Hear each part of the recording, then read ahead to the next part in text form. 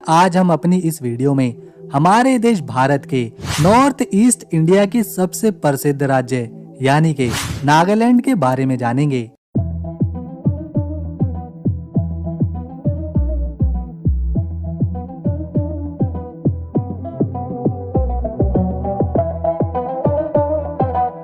जानेंगे नागालैंड के लोगों का जीवन, उनकी संस्कृति, स्वादिष्ट खानपान और सुंदर शहरों के साथ साथ नागालैंड के सबसे प्रसिद्ध पर्यटन स्थलों को भी। तो बने रहें हमारे साथ इस अद्भुत राज्य के सफर में। आइए पहले नागालैंड के बेसिक फैक्ट्स जानते हैं। ये है नागालैंड, जो कि भारत के उत्तरी पूर्व क्षेत्र में आता है। नागालैंड को साल 1963 में भारत का राज्य घोषित किया गया था और आज भी ये एक खास राज्य का दर्जा रखता है। यहाँ की प्राकृतिक सुंदरता, नागा हिल्स, वैलीज और ठंडे वातावरण के कारण यहाँ पर लाखों टूरिस्ट खींचे चले आते हैं। इस राज्य में अनेकों जनजातियाँ रहती हैं, जिनमें हर किसी की अपनी संस्कृति है, खान पान है, जैसे कि कोनियक जनजाति, अंगामी जनजाति और जनजाति। यहाँ के ज्यादातर लोग नागा भाषा बोलते हैं। इसके अलावा हिंदी और इंग्लिश भी बोली जाती है। नागालैंड की एक सीमा म्यांमार देश से लगती है। यहाँ का सबसे बड़ा और प्रसिद्ध त्योहार हॉर्नबिल फेस्टिवल है, जिसके बारे में हम आगे बात करेंगे। नागालैंड का क्षेत्रफल 16,579 स्क्वायर किलोमीटर के क्षेत्रफल में फैला हुआ है और एरिया के लिहाज से ये भारत का 24वां बड़ा राज्य बनता है। यहाँ की आबादी है लगभग 22,60,000 के आसपास। पॉपुलेशन सेंसस रिपोर्ट के मुताबिक अभी नागालैंड में सबसे बड़ा धर्म ईसाई है, जिसे यहाँ के 87% लोग मानते हैं। हिंदू लगभग 9% में है, 2.5% में मुस्लिम हैं, बाकी के 1.5% में अन्य धर्मों के लोग यहाँ पर रहते हैं। इस राज्य में वैसे तो देखने और घूमने के लिए बहुत कुछ है, जैसे Mon town, Dzukou valley, Kohima, Dimapur, Kohima cathedral, Naga heritage village. आइए सबसे पहले जानते हैं राजधानी कोहिमा के बारे में। यह है प्रकृति की गोद में बसा यहाँ का सबसे सुंदर और विकसित शहर कोहिमा।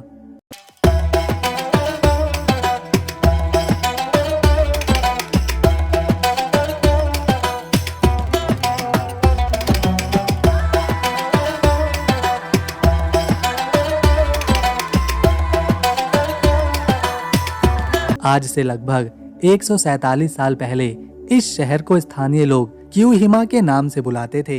यहाँ एक बहुत ही सुंदर फूल उगता है, जिसे केवी कहते हैं। उसी के नाम पर पहले के समय में इस शहर को क्यूहिमा कहा जाता था। फिर जब भारत में अंग्रेज आए और वो नागालैंड पहुँचे, तो वो ये शब्द बोल ही नहीं पाते थे, इसीलिए उन्होंने इसे कोहिमा कर दिया। ये शहर पहाड़ियों के बीच बसा हुआ है और इसकी प्राकृतिक सुंदरता, हरियाली से भरपूर घाटियां, घने जंगल और शांत माहौल किसी का भी दिल जीत सकती हैं। इस शहर में आपको जुको वैली की अद्भुत सुंदरता देखने को मिलेगी। ये वैली नागालैंड और मणिपुर के बॉर्डर के पास मौजूद है। यहाँ का दृश्य मौसम के हिसाब से बदल जाता है। गर्मियों में यहाँ हरियाली दिखाई देती है, बारिश के मौसम में अनोखे प्रकार के फूल यहाँ पर खुशबू बिखेरते हैं और सर्दियों के मौसम में यहाँ सफेद बर्फ नजर आती है। इस वैली में कुछ प्राकृतिक रूप से छुपे तालाब भी हैं, जो सभी को नजर नहीं आते। यहाँ के स्थानीय लोगों का मानना है कि जो उन तालाबों को एक बार अपने जीवन में देख लेता है, वो बहुत ही किस्मत वाला होता है और उसका जीवन आसमान की बुलंदियों तक जाने लगता है। यहाँ पर लोग आते हैं, कैंपिंग करते हैं, हाइकिंग करते हैं और इस शानदार जगह का नजारा पर्यटकों को हेलीकॉप्टर से भी दिखाया जाता है। ये है राजधानी में मौजूद यहाँ का सबसे धार्मिक स्थान, जिसे कोहिमा कैथेड्रल या फिर क्राइस्ट द किंग के नाम से जाना जाता है। इसे बनाने की शुरुआत हुई थी 1953 में और ये चर्च 1966 में बनकर पूरी तरह से तैयार हुआ।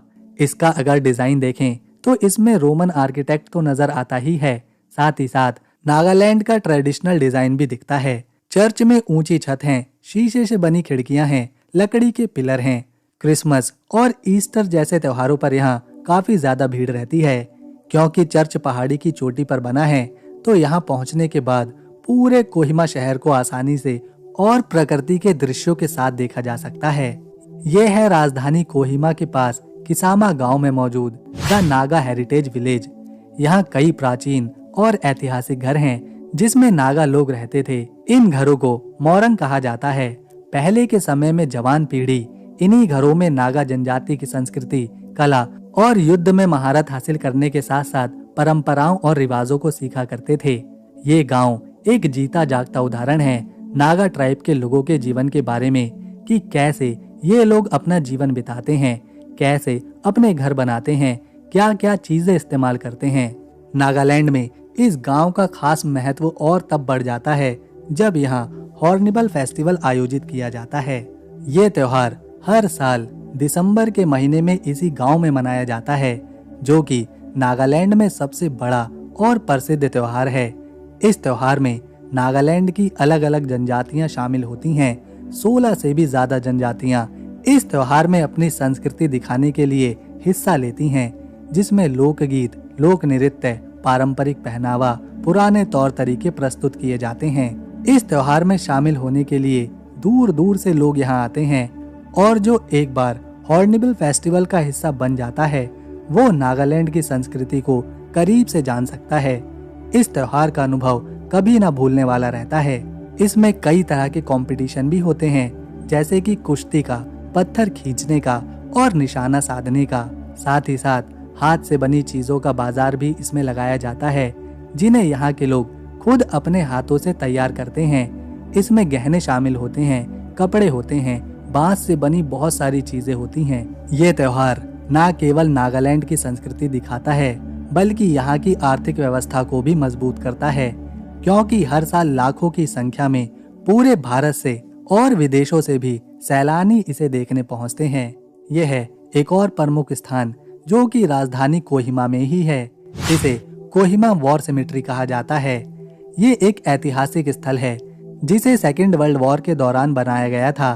भारतीय सैनिकों और ब्रिटिश सैनिकों के लिए इन सैनिकों ने जापान के खिलाफ जंग लड़ते हुए अपनी जान दी थी। इस कब्रिस्तान में आज 1420 सैनिकों की कब्रें हैं। यहाँ एक फेमस लाइन लिखी है कि When you go home, tell them of us and say, for your tomorrow we gave our today। यानी कि जब आप घर जाओ तो उन्हें हमारे बारे में बताना और कहना कि हमने तुम्हारे कल के लिए अपना आज दे दिया। ये है मॉन टाउन। ये शहर कोनियक जनजाति की आबादी बहुत ज्यादा रखता है और पूरे शहर में इसी जनजाति की संस्कृति, कला और प्रभाव देखने को मिलता है। हालांकि ये टाउन ज्यादा बड़ा नहीं है, लेकिन कोनियाक लोगों का घर इसे माना जाता है। नागालैंड की सबसे ऊंची जगह यानी कि यहाँ का सबसे ऊंचा पर्वत इसी शहर के पास है, जिसे माउंट सारामती कहा जाता है। बाकी के शहरों की तरह जैसे दीमापुर था, कोहिमा था, ठीक उसी तरह यहाँ भी आपको प्रकृति ना भूलने वाली आवाजों का, दृश्यों का, घाटियों का, तेज हवाओं का अनुभव देगी। ये पूरा टाउन 1600 स्क्वायर किलोमीटर के आसपास में फैला हुआ है और यहाँ पर लगभग 80,000 के करीब आबादी रहती है। इस टाउन में हर साल अप्रैल के महीने में ऑलिंग नाम का त्योहार बहुत ही धूमधाम से मनाया जाता है, जब कोनियक जनजाति के लोग अपनी फसलों को सफलता से काट लेते हैं। तब उसी की खुशी में ये त्योहार मनाया जाता है, जो कि इस जनजाति में बहुत ही खास और प्रमुख है। लोग अपनी संस्कृति, नृत्य दिखाते हैं, एक दूसरे को खाने पर बुलाते हैं, पारंपरिक कपड़े पहनते हैं, संगीत बजाते हैं, कंपटीशन करते हैं। ये त्योहार भी ठीक हॉर्निबल फेस्टिवल की तरह ही है। अगर आपको कोनियक जनजाति को करीब से समझना है तो इस त्योहार में शामिल होने से अच्छा कुछ नहीं, क्योंकि इसमें इनके खान पान से लेकर इतिहास, किस्से, कहानियाँ, संस्कृति, कपड़े, कला सब कुछ देखने को मिलेगा। ये है दीमापुर, जो कि नागालैंड का सबसे बड़ा शहर है और ये शहर राज्य का एक अहम व्यापारिक केंद्र होने के साथ साथ आर्थिक रूप से भी काफी मजबूत है। दी का मतलब होता है पानी, माँ का मतलब होता है बहुत बड़ा और पुर यानी के शहर। इस तरह इन सभी शब्दों को जोड़कर बनता है नदी किनारे एक बड़ा शहर। हमारे देश में ऐसे कम ही शहर हैं जो इतनी तेजी से विकसित हो रहे हैं, खासतौर पर उत्तर पूर्वी भारत में, क्योंकि यहाँ काम की कोई कमी नहीं। तो इसी वजह से दीमापुर में आपको सभी धर्मों के लोग आपस में मिलजुल कर रहते हुए नजर आएंगे। आपको जानकर हैरानी होगी कि अगर नागालैंड से कोई बाहर का व्यक्ति यहाँ पर आना चाहता है तो उसे पहले इनर परमिट लेना पड़ता है, तभी जाकर वो नागालैंड में एंट्री कर सकता है। लेकिन दीमापुर ही यहाँ एकमात्र ऐसा शहर है जहाँ कोई भी बिना इना परमिट के जा सकता है।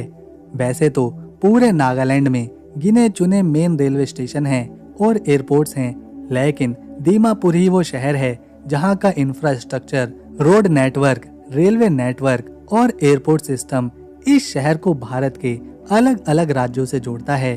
पूरे शहर में लगने वाला फूड मार्केट काफी ज्यादा प्रसिद्ध है और इन मार्केट्स को देखने, इन पर व्लॉग्स बनाने बहुत सारे लोग यहाँ पर आते रहते हैं। अगर खान पान की बात करें तो यहाँ का खाना बहुत ही खास और स्वादिष्ट माना जाता है और यहाँ के ज्यादातर लोग मांसाहारी हैं। वैसे बहुत से लोगों को मछली चावल खाना काफी पसंद होता है, लेकिन यहाँ मछली बनाने का तरीका बहुत ही अलग है। यहाँ मछली बनाने के लिए पहले बांस को काटा जाता है, फिर उसमें छोटी छोटी मछलियों को मसालों के साथ, मिर्च के साथ अंदर भर दिया जाता है और इन बांस का मुंह पत्तों से बंद कर दिया जाता है और फिर इसे आग की लपटों पर रखकर पकाया जाता है। पकने के बाद इसे तुरंत परोसा जाता है और इन मछलियों का स्वाद काफी स्वादिष्ट माना जाता है क्योंकि इनमें से बांस की हल्की हल्की खुशबू भी महकती है। इसी तरह से यहाँ एक और डिश बनाई जाती है जिसे smoked pork with bamboo shoot कहा जाता है। इस डिश को सुअर के मांस के साथ बनाया जाता है, बांस के शूट्स में रखकर। ये डिश यहाँ की संस्कृति का एक अहम हिस्सा है जिसे ज्यादातर मौकों पर नागा लोग बनाते हैं और बड़े चाव से खाते हैं। दीमापुर में जाने के बाद आपको एक विकसित शहर का अनुभव होगा। यहाँ कई शॉपिंग मॉल्स हैं, लोग एक दूसरे की मदद करते हैं। अगर आपको कभी मौका मिले तो इस प्राकृतिक रूप से सुंदर और भारत की संस्कृति की विभिन्नता को दिखाने वाले शहर दीमापुर की यात्रा पर जरूर जाएं। ये है दीमापुर में गिरने वाला एक अद्भुत झरना जिसे ट्रिपल फॉल के नाम से जाना जाता है। इस झरने की खासियत है कि यहाँ एक दो नहीं बल्कि तीन तीन झरने एक साथ नीचे गिरते हैं। दीमापुर के पास ही एक गांव है चुमाओ के दिम, उसी गांव में आपको ये झरने नजर आएंगे। झरने के आसपास घना जंगल, शांत माहौल और प्रकृति की आवाज एक अलग शांति देती है। यहाँ पर पर्यटन ट्रैकिंग करते हैं, झरने के साथ खेलते हैं और इस अद्भुत वातावरण का अनुभव करते हैं। तो दोस्तों, हमारी एक छोटी सी कोशिश थी नागालैंड को आपके सामने पेश करने की।